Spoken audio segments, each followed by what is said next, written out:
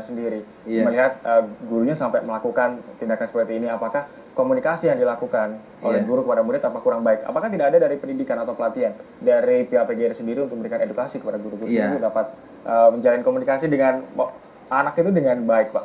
Ya, sebenarnya kita sudah melakukan banyak hal gitu ya. Jadi share dengan guru itu setiap 3 bulan sekali kita lakukan melalui organisasi profesi PGRI itu.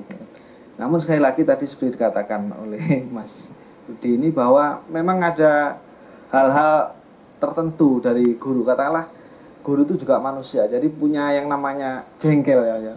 Ada saking muncak kalau bahasa Surabaya, wis muncak ya seperti itu.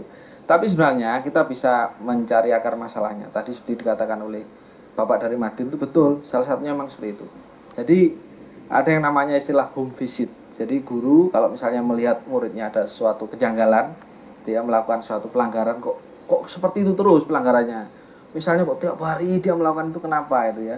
Nah, guru bisa melakukan home visit. Jadi datang ke rumah, tidak usah ngomong-ngomong dengan muridnya, langsung ngomong dengan orang tuanya, kita cari akar masalahnya. Bisa karena faktor pembelajaran, mungkin faktor dari keluarga dan lain sebagainya. Nah, itu mungkin psikologi yang tahu. Kalau itu urusan pembelajaran, nah gurunya yang harus diberikan masukan. Karena memang dalam pembelajaran sekarang kan sudah pembelajaran di era yang global, kita tidak bisa pakai teori konvensional saja. Jadi juga harus yang inovatif katakanlah ini.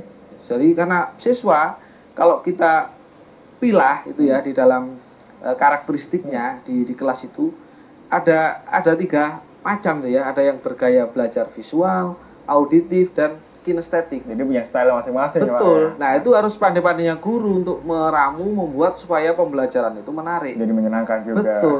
Kalau misalnya pembelajarannya cuma ceramah doang, ya mungkin siswa yang bergaya audio suka karena dia mendengar terus. Tapi akan bosan tapi ya. Betul, yang visual nggak suka, yang kinestetik apalagi. Kalau pakai slide saja itu yang visual suka, tapi yang audio bosan. Ya. Bosan, baik. Nah, oleh karena itu harus tiga-tiganya kita berikan metode yang bisa mereka terima. Jadi tiga-tiganya bisa merasa puas.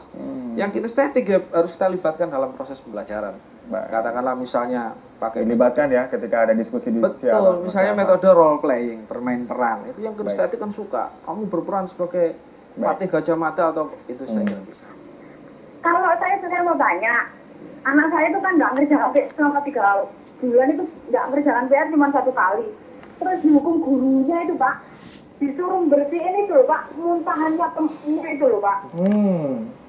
Guru yang seperti itu hukumannya wajar atau tidak ya? Kita harus jeda terlebih dahulu dan pemirsa tetaplah bersama kami. Perbincangan khas Jurnal Pagi Jatim masih akan segera kembali sesaat lagi.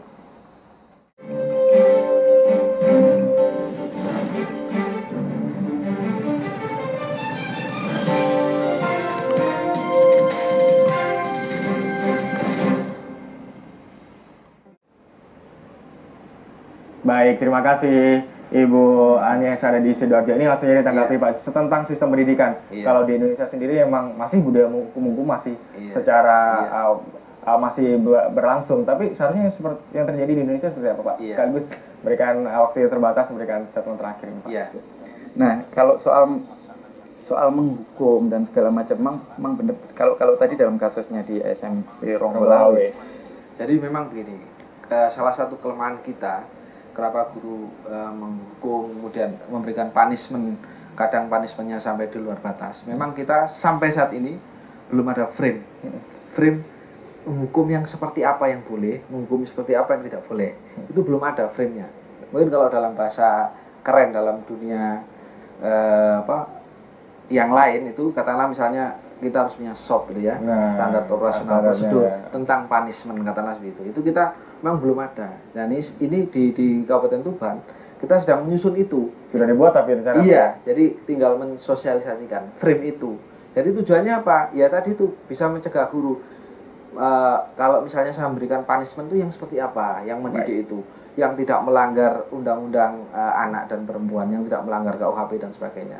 Jadi tetap punishment itu ada katakanlah dalam tanda petik itu ya. Tapi tidak melanggar aturan yang sudah dibuat oleh pemerintah. Baik, terima kasih Pak Joko dan juga Mas Agus yang sudah datang ke Studio TV Jawa Timur. Dan pemirsa tetaplah bersama kami karena saat lagi kami akan kembali lagi dengan informasi kondisi Pelabuhan Ketapang usai ditutup hingga Rabu malam masih padat.